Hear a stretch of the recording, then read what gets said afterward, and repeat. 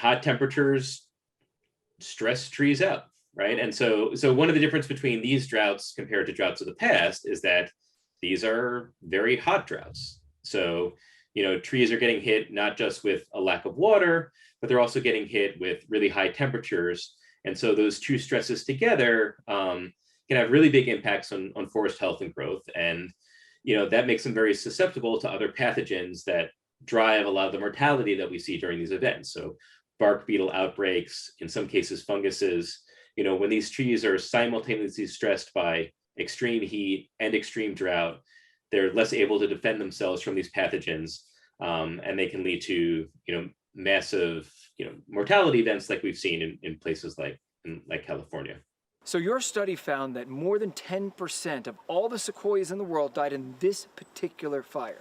Yeah, and not just all the sequoias, but the big ones, the ones that really tug at our heartstrings, that make us feel a spiritual connection to eternity because they've lived so long. Certainly what we've seen is that the trend towards larger fires over the last several decades, and the trend towards kind of increases in the burned area of the Western United States, is being largely driven by climate change, right? I mean, a warmer atmosphere means drier vegetation, which means it's just much easier for these fires to spread.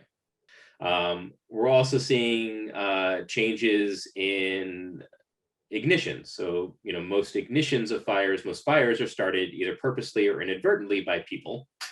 And that's been increasing because we're seeing, with the development of the West over, the last several decades, we're seeing communities being kind of built in these more fire-prone ecosystems like chaparral regions of California.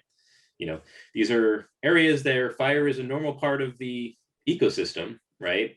But, because of fire suppression and because of climate change and because of exposure, these events are, having much larger impacts than they would have had, 100 or 1,000 years ago.